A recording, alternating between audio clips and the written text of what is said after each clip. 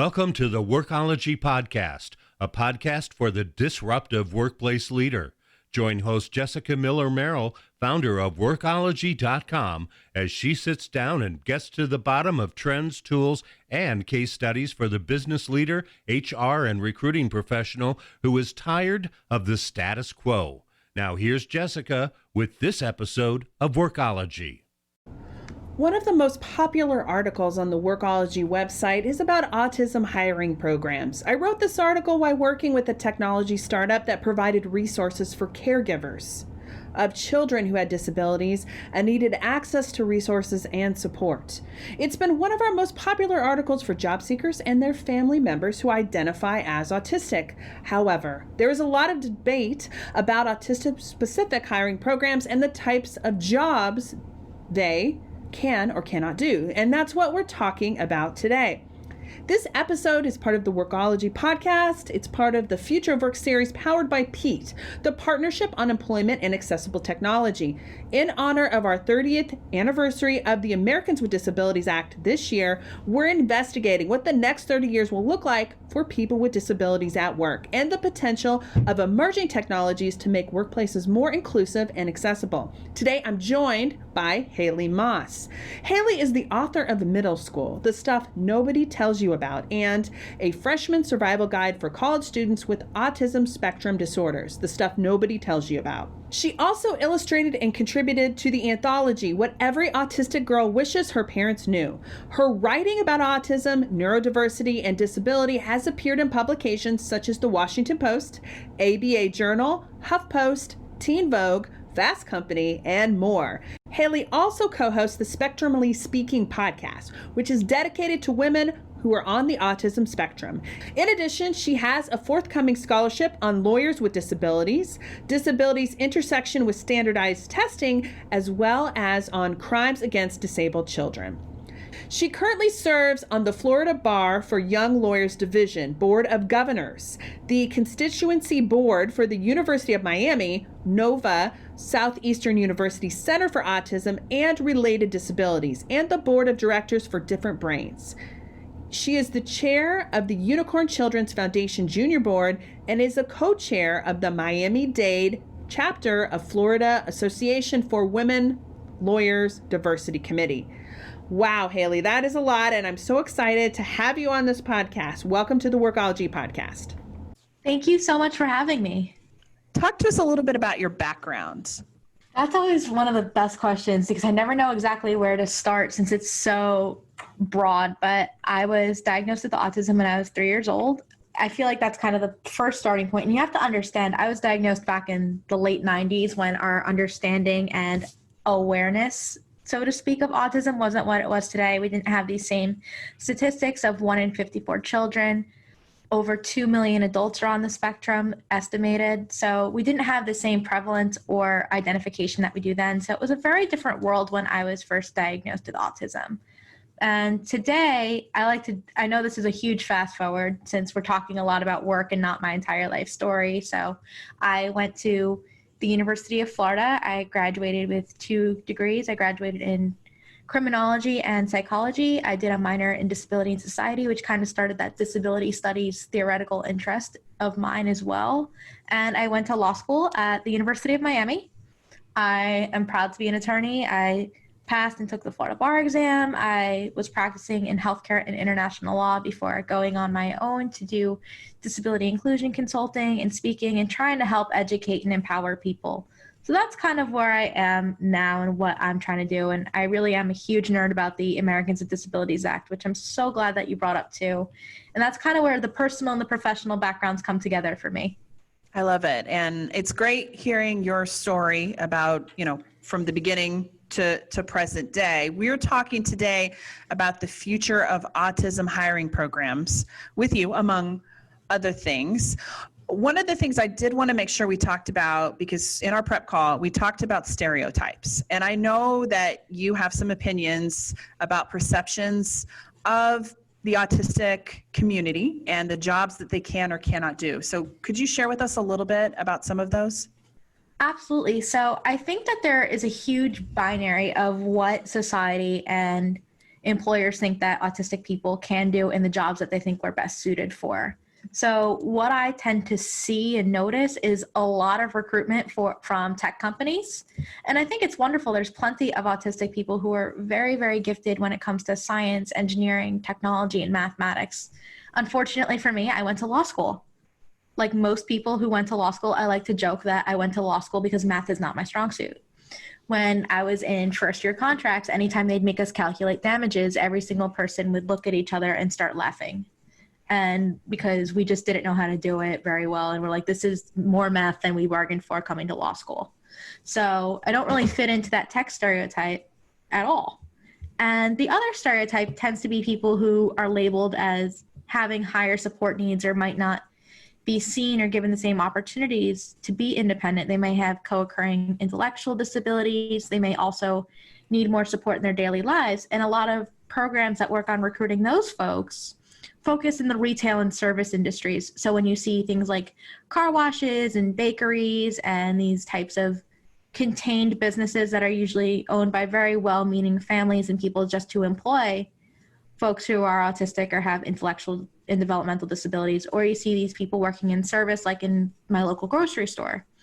And then you have groups of people like me that don't quite fit into either box. I have a law degree, I have a law license, I'm also not a tech genius, so I'm a little bit too well equipped to be a cashier at my local Publix or my local grocery store, but I also don't have the right skill set to be in tech. So these recruitment programs leave out a huge subset of people with different interests and skills. And like all other people, there are things that each of us are really good at and things that each of us aren't, and that range and spectrum is infinite. Thank you for talking about that, because one of the most popular articles on my website is a list of companies that have autism-specific hiring programs. And so a lot of them are bakeries or car washes or tech companies. But I think it's important to remember and mention that everyone is unique and different. And just because you are someone with autism, like you said, doesn't mean you're a tech genius or that you need to be a grocery store cashier. Mm-hmm.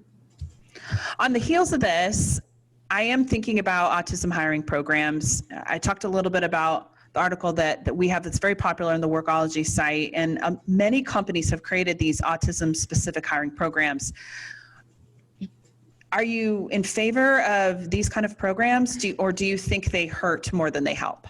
So my answer is an it depends and a yes and no. So I don't think they're bad. I think they're absolutely well-intentioned. I just think there's a lot of work that needs to be done to make them the strongest that they can be and to make sure that they help as much as possible. So that in mind, I don't want this to come off as a ringing endorsement or a resounding disavowalment of autism hiring programs. And when you mentioned as well with the tech companies and the bakeries, I think the diversity of the roles is where I seem to have the most issue. Is you don't see these tech companies, say, looking for legal counsel who as part of their autism hiring programs. So that's where kind of I draw that wrinkle as well. And I think with these programs, my biggest concern as well is you got to think who they're targeting, how they're recruiting, and who is heading up these efforts. So a lot of the times the people who are in charge of autism hiring programs are neurotypical, so they're not neurodivergent people or autistic people that are involved in the creation, the consulting, the trainings, all the different things that go into making them successful. And you have to think of how are they recruiting candidates? Are they purposely going after autistic people, or are they targeting our families so they tell us to apply? I think it really is a very nuanced and difficult conversation. I think it needs to expand to be more neurodiversity friendly. So not just autistic people, but also folks who are otherwise neurodivergent, so people with learning disabilities, with ADHD, et cetera, because again, neurodiversity at work should be kind of the goal, because we all do better when we have more neurodiverse environments. We do better working with all kinds of minds. So I think they need to expand. And I think not only that, with these autism-specific hiring programs, they do a really good job retaining talent, which I think is wonderful. Like once talent gets in the door, they stay. But I think we also need to make sure if people are staying that we're investing in their professional development, that they're being mentored, that they're able to move through the corporate ladder, so to speak, and make it to executive leadership. I would love to see an autism hiring program that is led by autistic people, that the trainings aren't focused on the deficits of autistic people, but how our neurotypical colleagues, for instance, can do better working with us, and rather than just writing us off as awkward, for instance. So again, I think this is a very nuanced conversation, and I think that we're making moves in the right direction. I think that we're taking positive steps, but again, I think there's so much more to do in ways to make it that it maximizes the benefit for everybody involved at all stages of hiring and employment. The reason I wanted to have you answer that question is for this response, because I think that HR and recruiting leaders and businesses often have really good intentions. Mm-hmm. I know, I have good intentions, but sometimes we make mistakes, or we don't think about the big picture, or we don't think about people as individuals. And so this is why it's important to hear your opinion, because you are not the typical, you're an attorney, and when I found out that you and I are going to be speaking, I was like, oh, very interesting. But that's why I wanted to talk about this, because everybody's different, everybody's unique, and we shouldn't pigeonhole people into a certain job or characteristics just Absolutely. because of one thing. I 100% agree with you. And I think that's really important that we bring that up too, like you're saying. So I really am grateful to have this conversation. And I really hope that more industries jump on the bandwagon and that we aren't pigeonholing people either, like you're saying. So thank you for letting me speak a little bit about that. Yes, all HR people are also not bad people too. So we get that a lot in our industry also. Oh, we need all the help we can get. And I think it's really important to see people as people. So I know even in legal, sometimes we have to remember that lawyers are people and people are lawyers. True. Somebody pointed it out to me, and I was like, that makes a lot of sense, because we don't give ourselves the same grace that we give our clients, for instance. And I'm like, yeah, that makes a lot of sense. Like, we see them as people, and we don't always see ourselves as people. I love it. One area that I also wanted to talk about with you is self-disclosure. What advice would you give employees who have a disability? How do they talk to their employer, and when should they talk to them about the fact that they have a disability? I think the best time to let people know is honestly whenever you feel comfortable. So disclosure is one of those conversations that is 100% in your control as a person with a disability. At least that's what I believe, or it should be in your control. So for instance, you can't be asked about it explicitly in an interview, like what kind of disabilities do you have? You can't be asked any super prying questions other than, can you perform the essential functions of this job with or without accommodation? So whatever you volunteer, it's different based on what you're volunteering. So I always disclose pretty quickly, because if you Google my name, it's not a secret. I will have to explain it away anyway. And I feel like for me, taking a proactive approach makes it that, one, my resume doesn't look really sparse. Two, it doesn't look like I'm hiding something, and I'm not hiding something. So that's just how I personally approach things. But I think for most people, the best time is often when they need an accommodation. And I've learned as well, as time goes on, people don't always have to say, I need an accommodation because of my disability in order to get the help they needed to do a better job with what they have too. So something that folks that I know will do is, after they get an assignment or they realize that their manager's communication style isn't working for them as autistic people or someone who's otherwise neurodivergent, they'll say something like to their manager, like, I work best when you give me clearer instructions. So they're not just asking for an accommodation, they're just saying, this is going to help you and it's going to help me so I can do better at my job. And it's a way that puts that self-advocacy spin both on the employee and the employer. So framing accommodation is really, I think, the best way to do it. Is how are you framing it? Is you can frame it with or without disclosing. And I think that's a really interesting point. So I've been trying to do that more too when I work with different people, is that I work best when, or I can do a better job when, or I want to do the best that I can in this situation. So even like in the hiring process, I have friends that will say, I want to do the best that I can and put the best effort forward in this process. In order to do that, I need X, Y, and Z. So it's all about being proactive, knowing what you need. And again, when it does come to disclosure, I think it also determines, it's like the tone of your company, where you are. And I also know that people are more likely to disclose if someone who is in senior leadership discloses, or that there's this culture of inclusion and acceptance that kind of goes around. So not even just on disability, but if people are disclosing non-apparent marginalization. So if someone is saying that they might be LGBTQ or that they have a mental health condition, but it wasn't otherwise talked about. So just kind of something to keep in mind, as well as keep in mind, what are you doing by disclosing? Why do you need to? And what's the culture? And how do you think it will be taken? I love that. I do my best when. I mean, I think this is something that anybody can use. And even when you're talking to friends or family members or coworkers, this is what I need, and I want to do my best. This is how I do my best. Can you help? And I feel like most people, good humans, are going to say, sure, that sounds good. I can do that. Absolutely. But there are things that I think you definitely would need a written accommodation for instance. So it really does depend on the situation. But I know for me, I need people to give clear instructions. So even if it's simple as putting the time zone in or clarifying whether it's close of business or end of day. And sometimes I could just say, I work best when you give really clear instructions. Or just to make sure I have this right, is it this, this, and this? Or I work best when the deadlines are firm, or you give me something beforehand, or I get extra feedback. There's so many different ways to do it, and it's not just autism or disability specific. So I like to look at disclosure and accommodation from this universal design standpoint of how do we take these principles that do often work for and are designed around people with disabilities and whatnot, and how do we make them so they ultimately end up benefiting everybody? Much like subtitles do on TV, that subtitles originally existed for deaf users, but how many of us watch Netflix with subtitles because we're too busy, or we want to know what somebody said in a whisper, or we don't want to rewind, or we just absorb visual information better? It ultimately benefits everybody. I love it. I don't want to wake up my partner, so I will read the subtitles and watch a movie at the same time. It's thanks for the example. I think people can really relate to that. Or if you're learning a new language, there's just so many things that we don't think about, but that's not what they were originally designed for. That had all of these extra benefits that benefited hearing folks.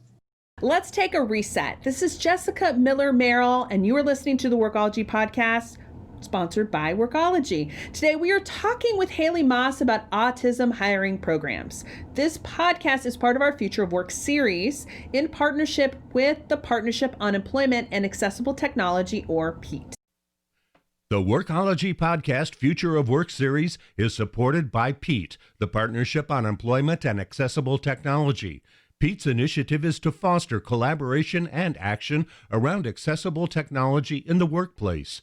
PEAT is funded by the U.S. Department of Labor's Office of Disability Employment Policy, ODEP. Learn more about PEAT at peatworks.org. That's PEATWORKS.org.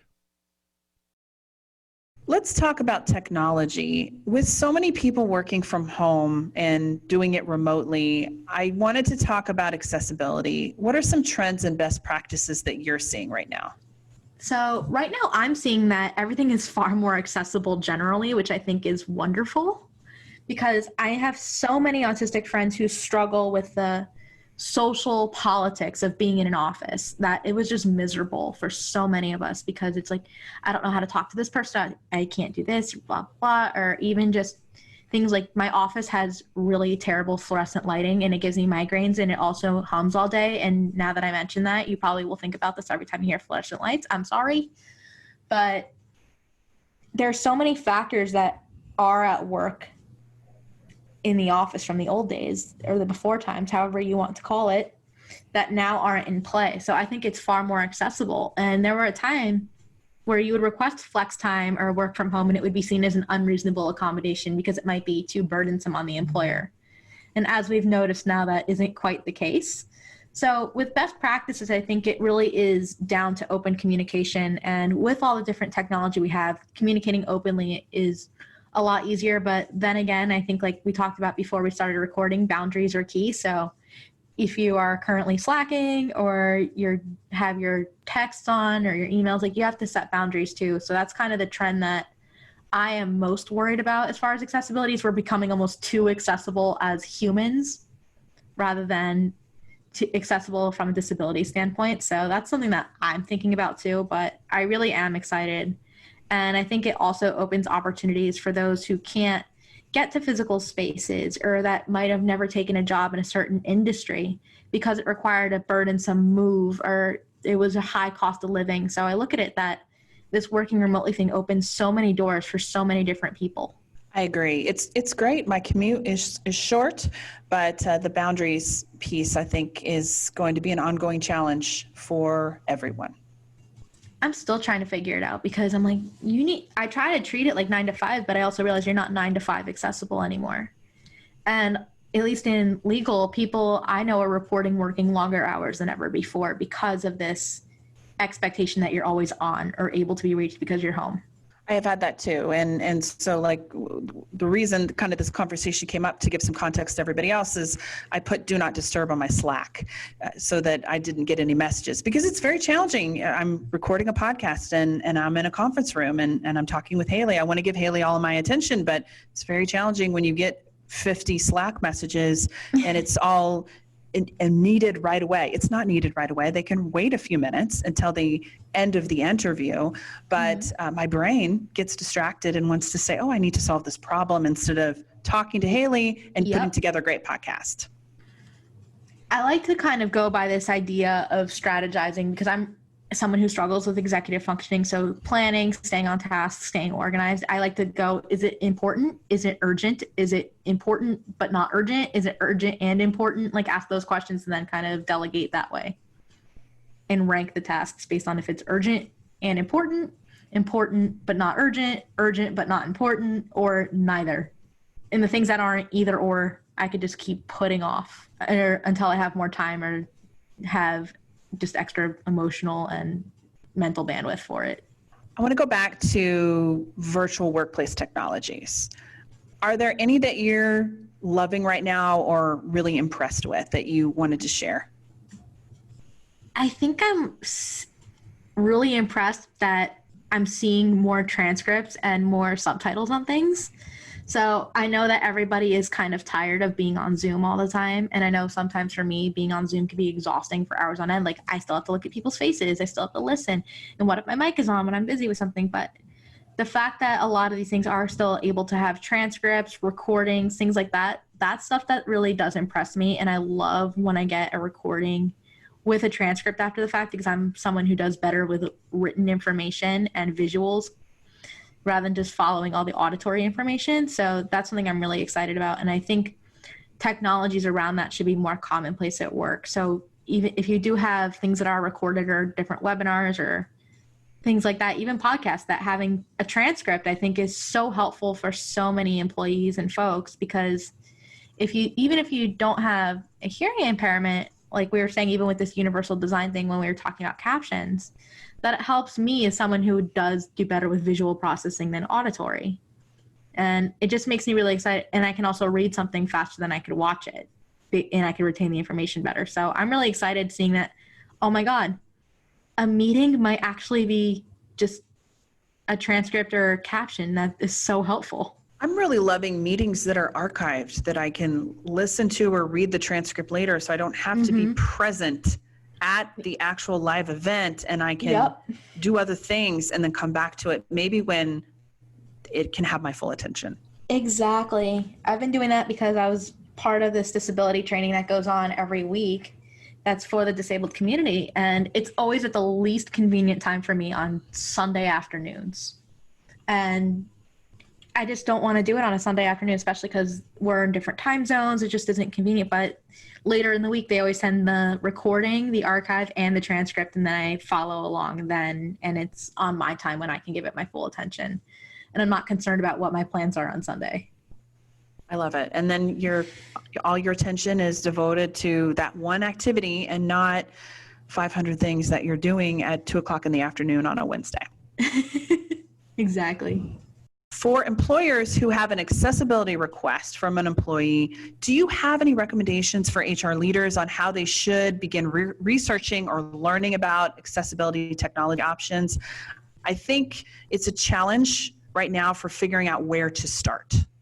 Absolutely. And I think it's challenging too, especially because every disability community is different and every disabled human being is different. So what I need or would request for accessibility or accommodation as an autistic person is not what another autistic person might need or request. So that I want to get out right away. I think the most important thing you can do is listen to people with disabilities, because what I do, because I'm a lawyer and I'm also have a background in journalism. I wrote for my high school paper. I still write journalism because I think it's interesting, is I find the experts. And when I talk about the experts, I think about the everyday experts. So people with disabilities who use these technologies, how does it help them? And just kind of go from there in informing my research, because it's informed by people with lived experience. And of course, if you're looking into suggestions and legality as well, I also highly recommend the Job Accommodation Network, so askjan.org. I think Jan is really helpful for HR leaders, and also just talk to people who have firsthand experience. So I always get asked all the time, like, what kinds of things I need or what kind of things are informed from my experience as an autistic person. Because here's the thing, no matter how much research there is on technology or different experiences and stuff, I am the everyday expert on myself. I could tell you why I need something, while the scientific research might not have that information. So I might say, I need noise canceling headphones because the chitter chatter around the office and people talking all the time gives me headaches, while research might say, autistic people do not like people talking around them. And it's like, it's not that I don't like the talking, it just gives me a headache. So I think that's why we have those conversations with people with disabilities, as well as the understanding the why and understanding how we can do better at the same time. So I think starting with the everyday experts, and of course, if you have colleagues who have these experiences too, I think it's really important to have those conversations and of course do it in a respectful way. As we look to the next 30 years of work, what emerging workplace trends or technologies do you think will have the biggest impact on people with disabilities? I think the biggest things that we're going to see is we're going to see increased web and remote accessibility. So the ADA was written and signed into law 30 years ago. And again, looking back at 1990, we didn't quite have the internet the way that we do today. So coming from a legal perspective, case law has been kind of informing the future of web accessibility and how to make the internet more accessible for screen readers and other types of disabilities too. So I think eventually we will see greater strides in web and digital accessibility. I hope that eventually gets codified beyond just case law and that the legislature takes it up. I would really like to see something happen at the congressional level on that. I'm hopeful that will happen as far as disability policy goes. I also think that this remote trend that we're seeing, especially after and during COVID-19, will continue, and I think there will be more remote opportunities made available, which will have a huge impact on people with disabilities who are typically underemployed or unemployed. And I think getting rid of that physical access barrier is a huge, huge step forward. So I really do think that we'll be able to start closing that gap on employment, especially because we will have more opportunities available where you can work from home or you can work from an accessible office, or it will also, in that cases, if we are working remotely, and I'm sure a lot of HR folks and executives will be happy to hear this, your cost of accommodation, which isn't really that much to begin with, will probably go down even more. So I do think the next 30 years will give us a more neurodiverse and diverse generally workforce and be made of more people with disabilities generally. So I am really excited about how technology is going to somehow make things a lot more accessible too. And I don't know if I can predict what technology we will have in the next 30 years. I was going to say, I can't even say 30 years ago because I'm not even 30. So that in mind, I grew up with dial-up internet, and I remember my dad standing in line to get an iPhone. I could not have predicted the iPhone when I was like 5. And of course, something like the iPhone is a game changer for a lot of people, and now it's like a ubiquitous piece of technology that you see everywhere you go. I don't know what that next version of the iPhone that everybody and their mother or father or parent has will be in 30 years, but I hope that whatever it is, it's really accessible. And I think whatever we see in the next 30 years will probably be a game changer that does help close that gap. So I'm pretty hopeful for what's next. Well, Haley, thank you so much for taking the time to talk with us today. Where can people go to learn more about you and the work that you do? So I am very online. I like to joke about this again when we were talking about the ADA. I mentioned that I am under 30. So I am extremely on social media and online. You can find me on Facebook, Twitter, and Instagram at Haley Moss Art, or you can find me online at haleymoss.net. I always love to connect with people. I love to talk about accessibility, the ADA, neurodiversity. I love talking about all of these different things in autism at work. I'm really excited for the future of it, and thank you again for having me. Every employee is unique. No one wants to be put in a box, which is why I appreciate Haley's story. I love her insights and experience in this area and her ability to put her legal hat on to help us talk about autism hiring programs. As HR leaders, I think we all know that stereotyping is not effective or welcomed. This interview is also a great reminder of that and what we need as human beings who want to do our best and be successful in our personal and professional lives. This Future of Work series is in partnership with PEAT, and it is one of my favorites. Thank you to PEAT, as well as our podcast sponsor, Workology. Join me for the first ever virtual HR Expo, October 5th through 9th. Demo and meet 35 companies, just like at the Conference Expo Hall, but all online. Let me and Workology help connect you with great HR technology and service providers at virtualhrexpo.com. That's www.virtualhrexpo.com. Expo.com. Expo.com. Expo.com.